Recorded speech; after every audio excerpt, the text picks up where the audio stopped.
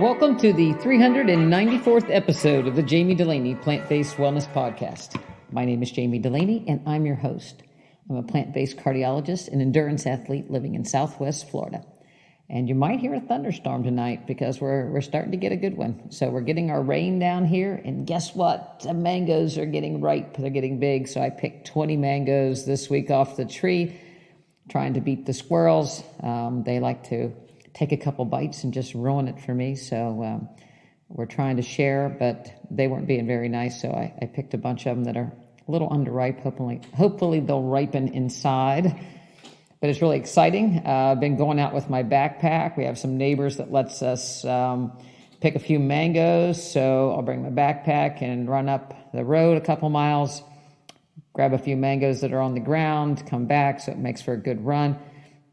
If you're looking to improve weight-bearing exercise for osteoporosis, a backpack with some weight can actually be really good, even if you're just walking, but nothing better than having the weight of a mango in a backpack. So I use my running vest and put the mangoes in the back, so it makes for a fun run.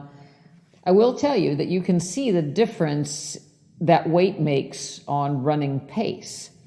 So it's about 10 seconds a mile that I'll slow down once I get 2 or 3 big mangoes in the back of my vest. So if anybody's thinking about running a marathon and they want to improve their time without changing their training, other than just taking a little weight off, you can improve your minute mile. I think I've heard that you can get about 2-3 minutes off a marathon with a pound of weight loss. So something to think about before you get the next marathon or get training for it.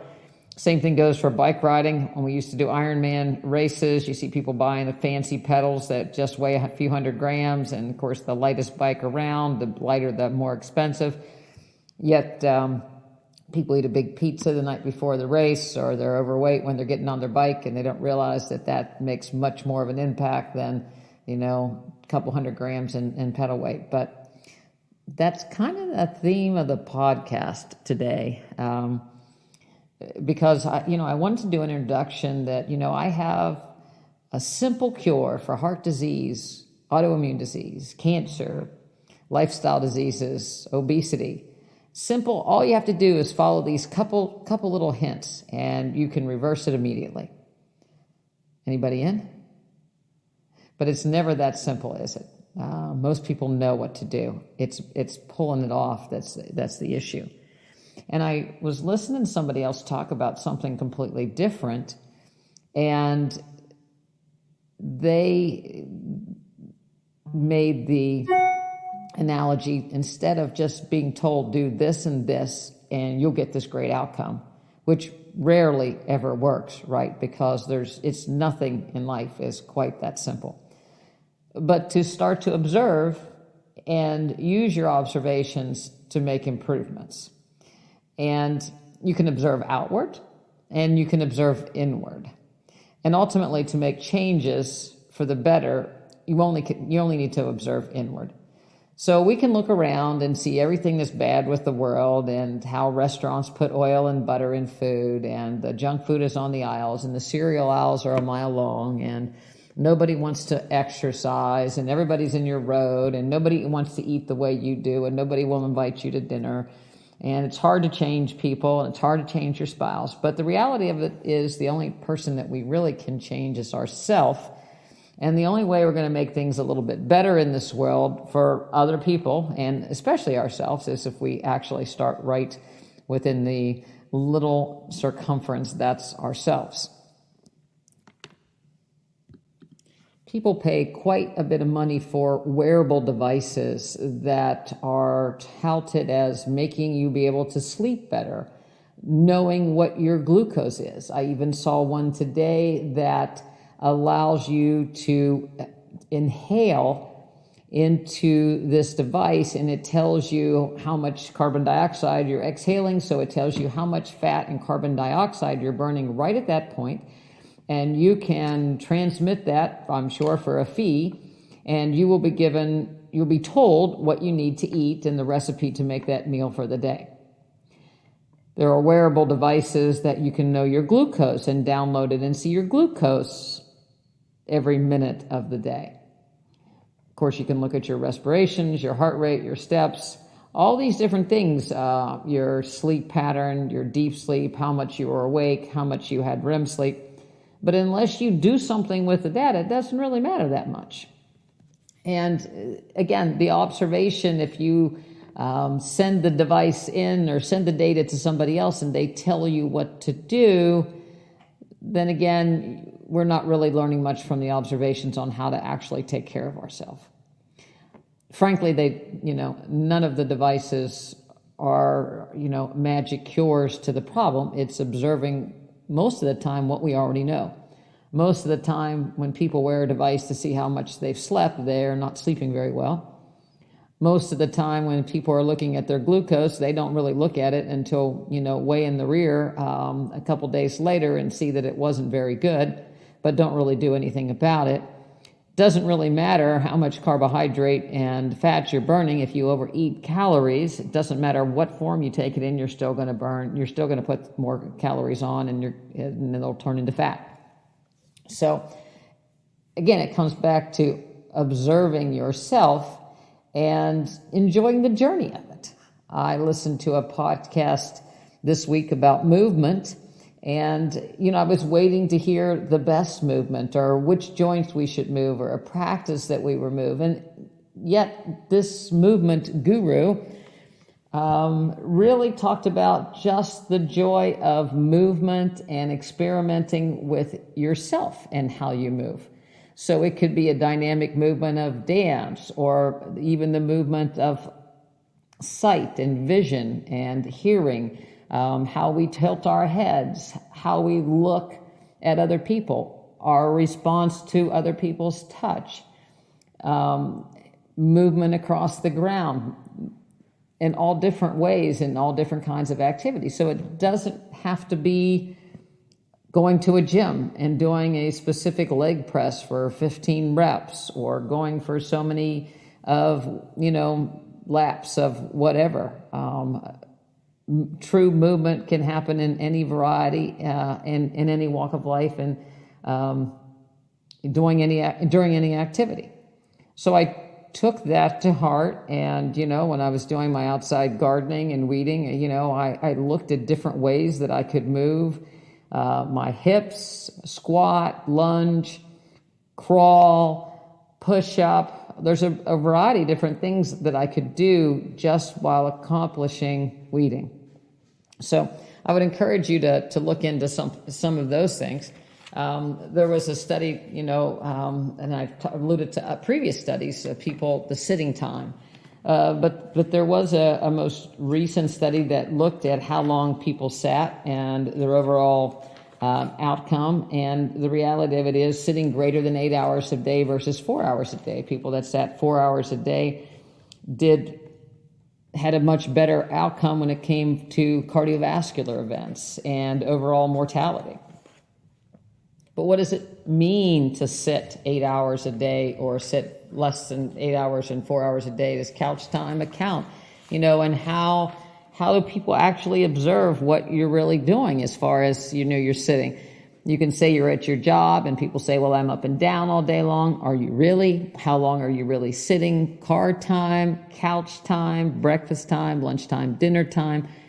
Are you moving with purpose or just shuffling at a walking desk? Is standing just at a desk equal to, moving? So again, observing what you get out of particular behaviors and making the most out of a particular behavior. I like to follow some of the things I've alluded to Katie Bowman in the past. So take a time out at my desk and do some squats, do some lunges, do some stretches throughout the day. I take a lunch break. I think it's the best thing that I ever started doing. I come home and I walk in the yard. I throw the ball to the dog. I do some movement while I'm making my lunch. When I'm cleaning up, I try to do different movements to get them to maximize the range of motion of my joints when I'm doing things, rather than have a specific thing that I have to do and the pressure of having to do a certain amount of things every day. There was another study published that looked at thigh muscle fat and the development of heart failure. Usually we associate abdominal obesity around the abdomen, around the organs, people that are apple-shaped more than pear-shaped, as an increased risk for metabolic syndrome. Metabolic syndrome is diabetes, high cholesterol, high triglycerides, hypertension, glucose intolerance, if I didn't say that. And it's, again, more associated with fat around the organs. And we used to think that not so much if people were pear-shaped, had more of their fat in their hips and their arms, so to speak.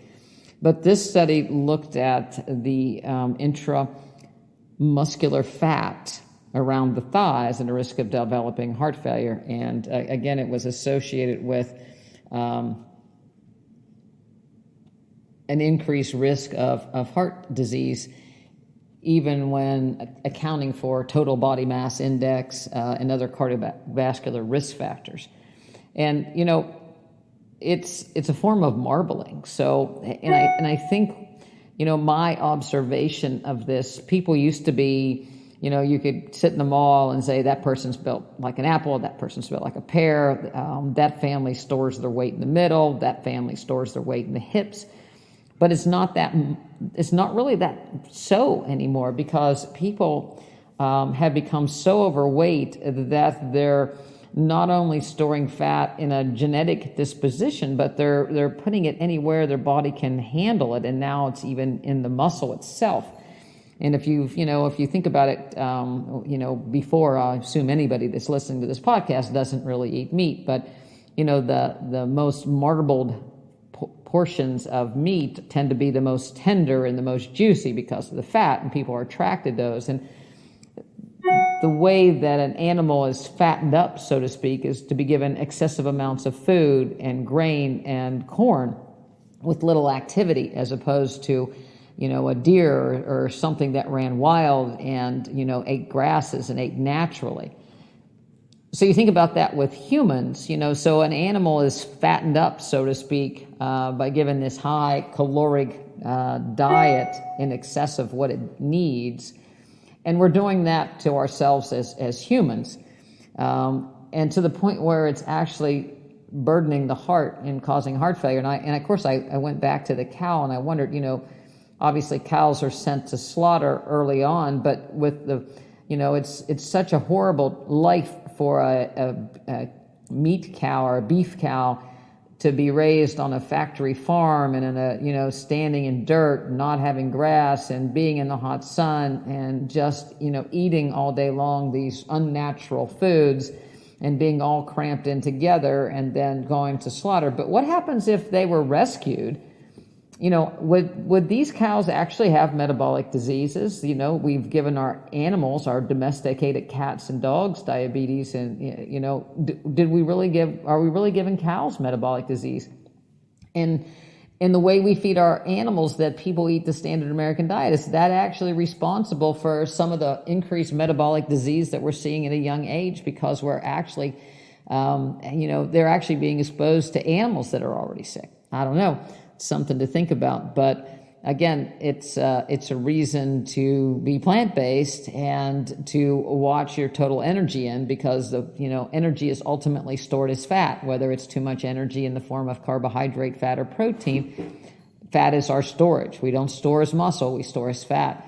And if we want our muscles to work, they can't be clogged up with fat. There was another article that I read that looks at when breast cancer spreads, what time of day are cancer cells more metabolically active and more likely to metastasize? And the reality of it is when people sleep, the cancer seems to be much more active than when they're awake.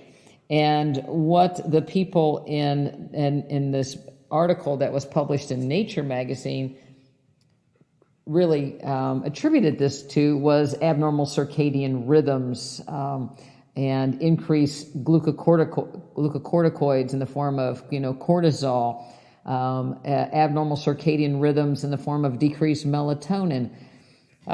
We know that melatonin not only helps with circadian rhythm, but also is a potent antioxidant. So when people aren't sleeping well and their sleep patterns are disturbed and their circadian rhythms disturbed and they have decreased melatonin production, perhaps, all of that is giving cancer time to accelerate. So yet another reason and another thing that we can do is to look at our sleep hygiene, the light. We know that melatonin is much reflected by light, especially blue light. So computer screens, TVs right before we go to bed, or using a blue screen while you're reading in bed before disrupts melatonin production. The light in the room, turning the light on at night decreases melatonin production. And as we age, melatonin production decreases. So there might be something said for a supplement of melatonin if you're in the above categories, so to speak. Can't hurt, might help, don't know. Obviously a lot more research needs to be done. The other thing that I learned this week happened at the Circle K. I was getting gas, our local, people, whatever where you ever get you gas, but the gas place that I was is called the Circle K, and at the pump they have the infomercials going on. And the two infomercials that I saw that were appalling to the point where I wanted to scream to my next pump over neighbor was, I didn't know anything about nicotine pouches. There's actually these little pouches that you can put between your cheek and gum, and it releases nicotine. So you don't have to spit if you chew tobacco or you rub snuff. And that's what we used to call it in West Virginia. Some people say dipping, but it was rubbing snuff when I was in West Virginia. We know that tobacco causes mouth cancer, and I assume that that's these little pouches are probably advertised even more, that you don't have to worry about spitting and it's not as dirty. But, I'm sure that you can blame the tobacco as, or you could justify that maybe just the straight nicotine is not going to be as harmful as the tobacco itself with the byproduct. Funny part about it is that tobacco is actually a leaf, so that if anything was good, that probably was the leaf part, not the nicotine part. But anyway, I thought that was just, the fact that here we are in 2022, and I didn't think there's anybody on earth that didn't realize that nicotine is a carcinogen, that you would put something in your mouth that you're going to directly absorb a chemical in your mouth that will cause cancer, inflammation, all kinds of problems. And you can do that and justify it because it's a little pouch that you don't have to spit with. It just blew my mind. The other thing that I saw while I was pumping gas, I pumped a fair amount of gas that morning, was a tortilla made into a pie. And so they were very impressed with this tortilla that they took, and they put fruit, but then they put butter and sugar on the fruit. They put peanut butter and then some other kind of, nuts or whipped cream on that, and then they put another chunk of something. Then they folded the tortilla, like you've seen people probably make these tortillas, and you put them on a griddle. They folded this thing all up, and then they put butter and an egg wash on top of it and baked it, and it was a great, great surprise. And again, I just about lost my mind thinking that, this infomercial it's like this do-it-yourself pie, and how great of a hack this was, that you could make a pie without having to make a pie crust, and had all these great fillings. And of course there were, 2 little tablespoons of fruit in one corner, so that made it healthy. And of course there was peanut butter, and people think that that's going to be healthy with all the sugar and palm oil added to it. And they, folded this thing up and fried it with egg wash and butter. And then you wonder where the skeletal muscle obesity comes from, or the skeletal muscle fat. It just never ceases to amaze me how we complicate things to make our lives more difficult. The last one that I saw was a post on how great it is that Lucky Charms now makes the marshmallows in packets for kids. instead of having to pick through the cereal to get the marshmallows. So each little packet is 120 calories, and they contain about 3/4 of a cup of these marshmallows that are a combination of corn syrup, high fructose corn syrup, sugar, and a couple various dyes that children can have as a snack. No one made any comment on why would you give your kid a sugary snack with absolutely no nutritional value or fiber or anything else. It was, oh, how cool is this? They don't have to pack through the box of cereal that is genetically modified grain of some sorts with sugar on top to get to the marshmallows that are 100% sugar. How in the world might we fix these things? It starts at home. It starts with, what can I do to reverse my heart disease, my joint pain, lose weight, keep my kids from getting sick, improve my immune function? What can I possibly take? What supplement out there? What powder can I put into something that I can eat while moving, driving, watching TV, and I don't have to, it doesn't take any time. It doesn't exist. But what does exist is fruits, vegetables. And if you just stop right there, everything would be great. Add some potatoes and grains if you like. Add some beans. Keep it simple. We don't have to make things that look like the bad things that we had before. And, this is the 4th of July weekend coming, and, we have been known to make some seitan ribs or some burgers so that you can participate in cookout with the neighbors. And I encourage you to do that if you're going to a party, is to make seitan ribs and make the best dish that you possibly can. So you can make a pretend burger out of beets. They might chastise you a little bit, but we like beet burgers. We like jackfruit burgers. We like regular old bean burgers. I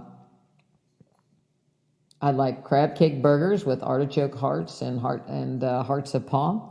Those are all potentials. I like carrot dogs. Marinate those. Those are easy to take. Put the fixings on. We make a great pasta salad or a potato salad. Can be made very healthy and plant-based without any added oil. It won't hurt you.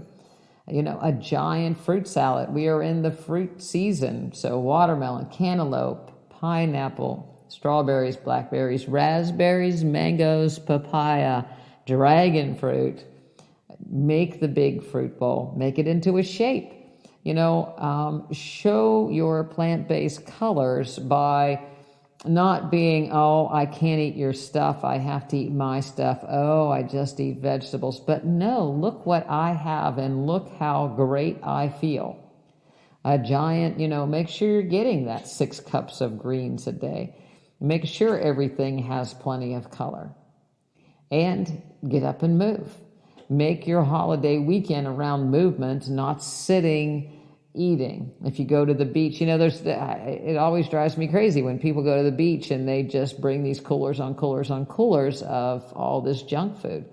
Make it about volleyball, badminton, swimming, softball, baseball, tossing a ball, tossing a frisbee. Make it about that with your family and have healthy foods for afterwards, but not only about the foods. We do have a choice. You're never going to be the same after a bypass as you were before. Your hips will never move the same as they did before you had the hip replacement or the knee replacement or the shoulder replacement. That wasn't the indication. If you ask the surgeon is to decrease pain. So it's a quick way to get you out of pain, but it's not a quick way to get you mobile.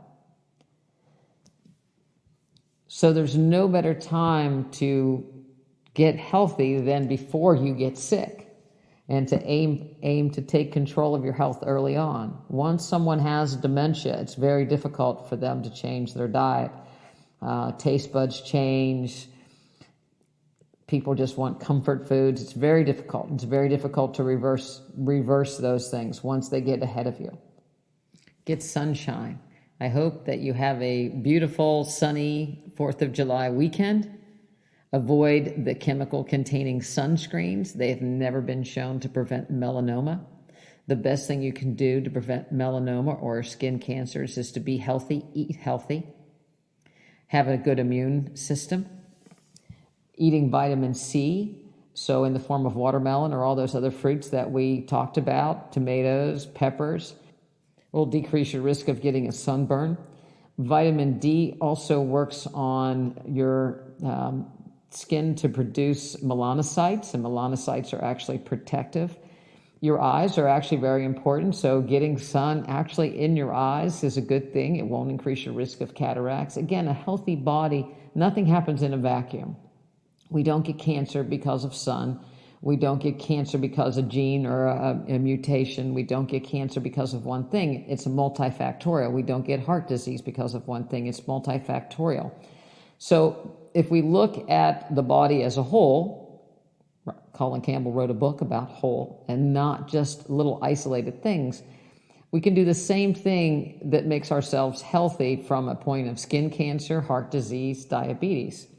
Getting exercise, moving our body, eating a whole food plant-based diet will go a long way to making us healthy, and we don't have to fear isolated things that are out of our control, such as a chromosome fracture or other environmental things that we may not see coming. We can't control our neighbor and what they put on their yard, but we can control if we go in the neighbor's yard, but we also can control what our immune system is like. So start your health journey with yourself. Be a good example to others this weekend. Be kind, be courteous, and bring something great and healthy to share with others at the picnic that you may be going to. Fireworks are very dangerous, both for ourselves and to our animals. The decibel level of fireworks is really hard on our pets. So I'd encourage you, if you want to see fireworks, go to some place where they are. Leave your dogs in a safe place, cats in a safe place. Be courteous to your neighbor and their animals as well. We have a great newsletter for the 4th of July with some of our favorite recipes. So I'll put a link to that on the show notes.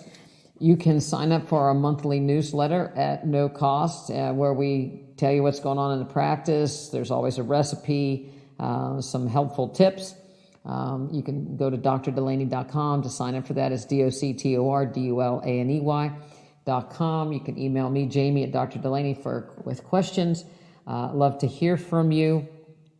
I'd also like to hear a little poll.